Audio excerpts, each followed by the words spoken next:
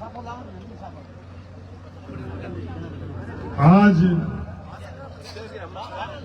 प्रशासन की भूमि पर कांग्रेस के उम्मीदवार वयोवृद्ध नेता वर्तमान के एमएलए अमीन खान साहब के समर्थन में आयोजित इस सभा के अंदर मौजूद बुजुर्गों, नौजवान साथियों को मैं तहे दिल से धन्यवाद देना चाहता हूं, शुक्रिया अदा करना चाहता हूं। मंच पर बैठे हुए तमाम अतिथिगण, राजस्थान के अंदर विधानसभा के चुनाव है। इस विधानसभा चुनाव में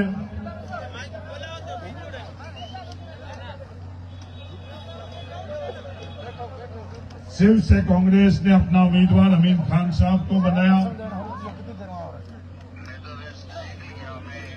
मैं नामांकन के दिन भी कांग्रेस पार्टी की मदद के लिए आपके पास आया, गुजारिश करने के लिए। आज भी आप लोगों के बीच में आया हूं। मेरे से ज्यादा आप लोग कांग्रेस पार्टी को जानते हो, मेरे से ज्यादा आप लोग जो धरातल के अंदर जो स्थितियां है उसको जानते हैं।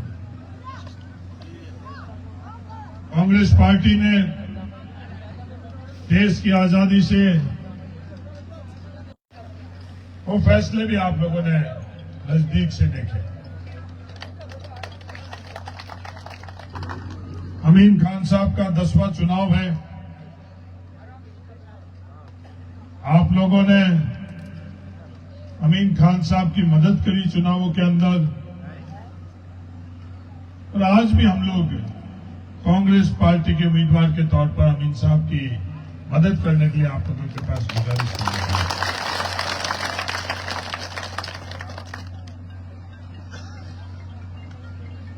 ये सियासत, राजनीति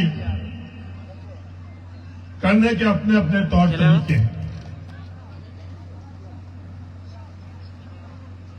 मेरे से पहले मंच पर बोलते वक्त सुरताराम जी ने कुछ बोला और मैं भाई तुम्हें लगातार पिछले 5 सालों से कुछ बोल रहा हूं,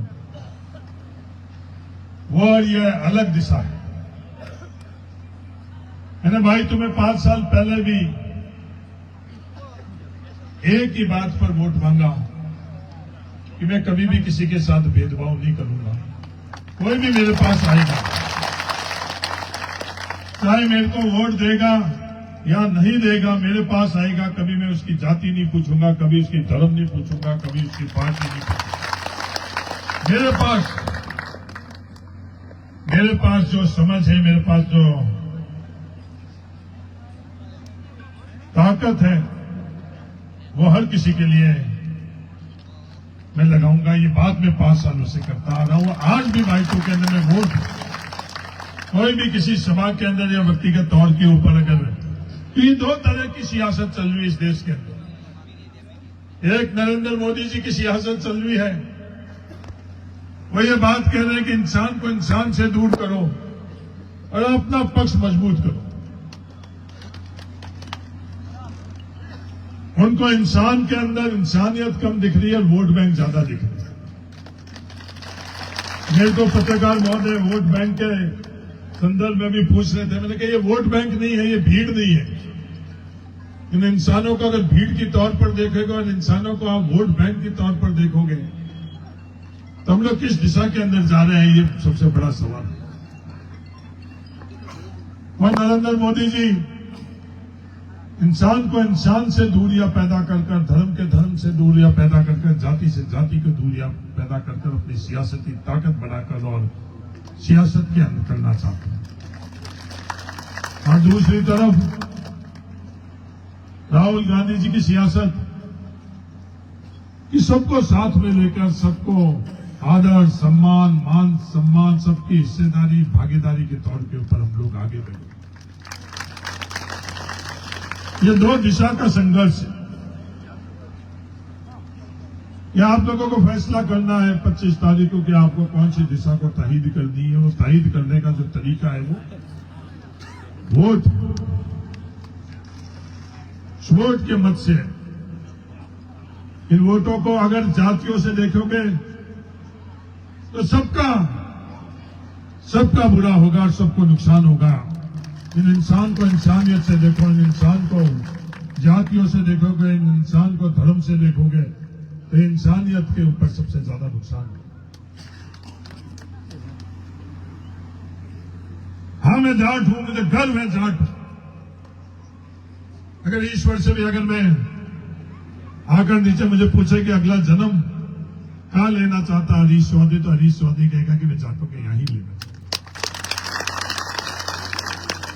पर हमको अपनी अपनी जातियों में बांटकर ये सियासत करने वाले हमारे साथ जो कर रहे हैं वो हमको एहसास करना पड़ेगा, हमें समझना पड़ेगा। अगर ये चीज हम लोग नहीं समझे तो आने वाला समय हम लोगों के लिए जो आज है उससे भी आने वाला समय हमारे लोगों के लिए मुश्किलों का समय होगा।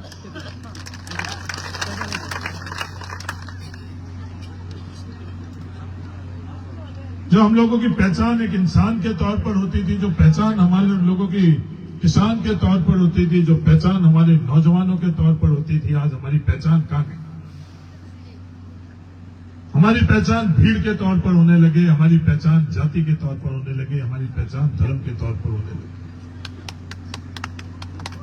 हर दिशा के अंदर हमको कुचला जा रहा, हर दिशा के अंदर पीछे धकेला जा रहा, उसके बावजूद भी हम लोग समझ नहीं पा रहे। हम लोग समझ नहीं पा रहे।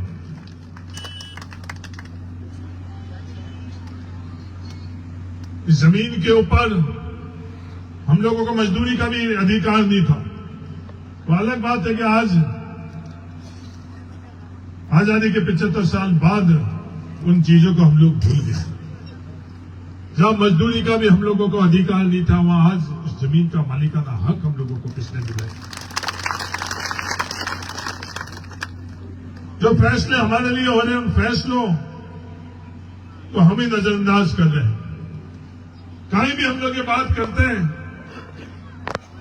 कि राजस्थान नहीं, हिंदुस्तान नहीं, दुनिया के अंदर अगर 1.5 लाख टाकों के माध्यम से जल संरक्षण का कहीं काम हुआ है तो बाड़मेर जिला। और ये टाके हैं क्या? दुनिया को नहीं पता टाके क्या, और हम लोगों को तो पता टाके क्या। आज मेरी परिवार की महिला ने या मुझे बताकर और ऊपर मंच के ऊपर आज उन महिलाओं के, मेरे परिवार की महिलाओं के सिर के ऊपर से घड़ा कितना नीचे उन टाकों से हुआ है। अगर हम परिवार के लोग अगर भी समझेंगे तो उसका जिक्र हम लोग नहीं करते हैं, उस बात का जिक्र हम लोग नहीं करते हैं, क्योंकि इस बात से हमारा फायदा हो रहा है, उस बात से हमारे परिवार को राहत मिल रही है, उसका जिक्र नहीं करेंगे हम लोग। ये सियासतदान जो तय करेंगे उन चीजों का जिक्र हम लोग करेंगे। जैसे वो बांटना चाहेंगे वैसे हम लोग बटेंगे, जैसे वो खिलाना चाहेंगे वैसे हम खेलेंगे।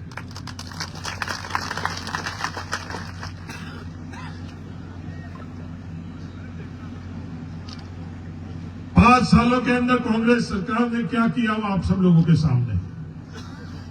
500 की पेंशन, 1000 रुपए करना, 25 लाख तक का इलाज फ्री करना, मोदी जी ने जो गैस का सिलेंडर 1100-1200 रुपए तक कर लिया उसको 500 रुपए तक करना।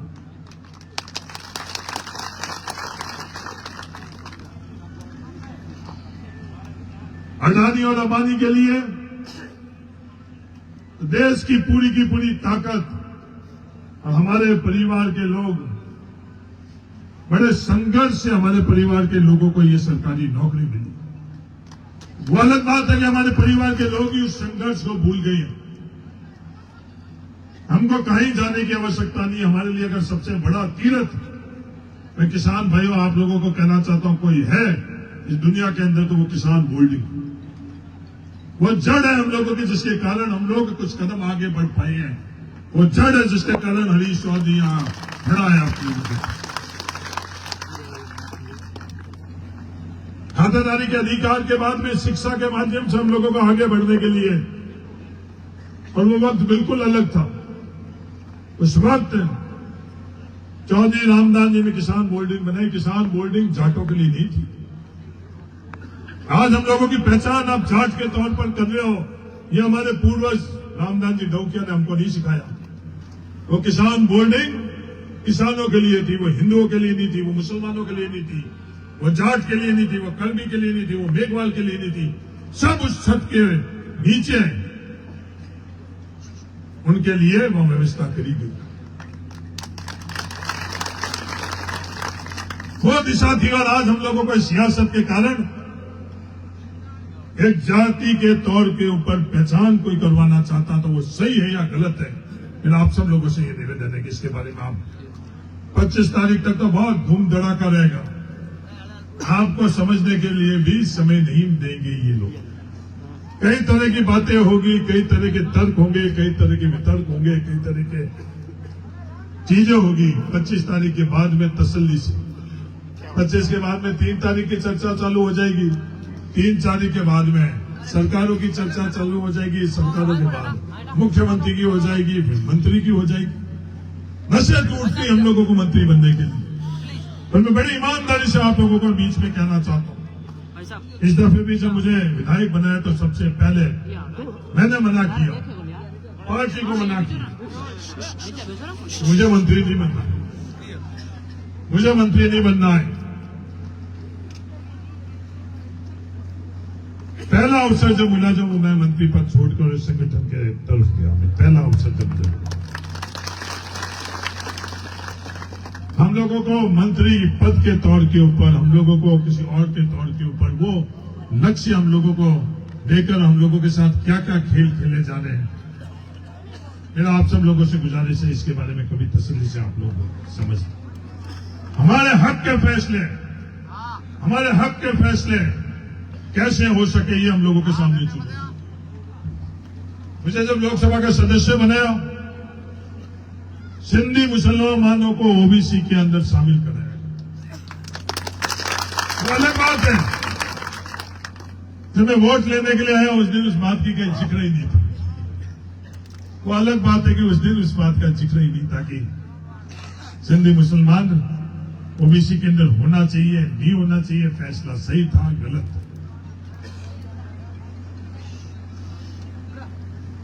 व्यवस्थाओं ने हम लोगों के साथ अन्याय किया। 21% आरक्षण हम लोगों के लिए संविधान के माध्यम से हम लोगों को दिया गया, पर हम लोगों का आरक्षण कितना मिलता था? 0%, 1%, 2%। पर हम लोगों ने चर्चा नहीं करी, हम लोगों ने चर्चा नहीं करी आपस के अंदर की अन्याय हम लोगों के साथ क्यों हो रहा है। जब हम लोगों ने चर्चा नहीं करी तो जो नौजवान बच्चे कड़ी मेहनत कर रहे थे, उन कड़ी मेहनत करने के बावजूद भी उनको कुछ हासिल नहीं हो पा रहा था।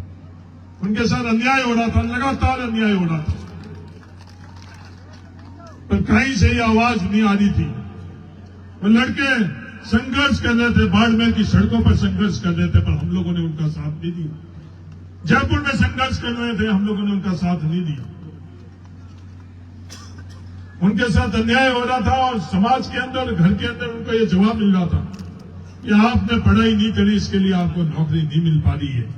आपस में ये चर्चा नहीं करी, ये नियम गलत बनाए हुए, इसके कारण उनको नौकरी नहीं मिल रही। इस सच्चाई तक हम लोगों को किसी ने जाने नहीं दी।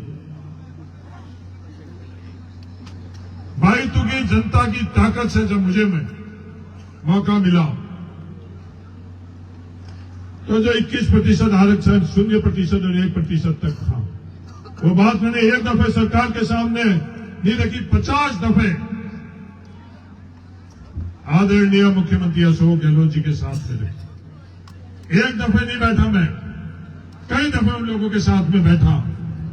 राजस्थान के नियम नहीं बताई, हिंदुस्तान में जहां भी हो रहे उनके तमाम नियम बताए। तमाम अधिकारियों के बीच में 100 सवाल भी उन्होंने किए, तो उन 100 सवालों का भी उत्तर उन लोगों को दिया, तर्क के आधार पर दिया, नियम के आधार के ऊपर दिया। उसके बावजूद भी हम लोगों का हक नहीं मिला। हम लोगों को तो फैसला करवाना था, वो फैसला नहीं हम लोगों के लिए नहीं हुआ। वो क्यों नहीं हुआ?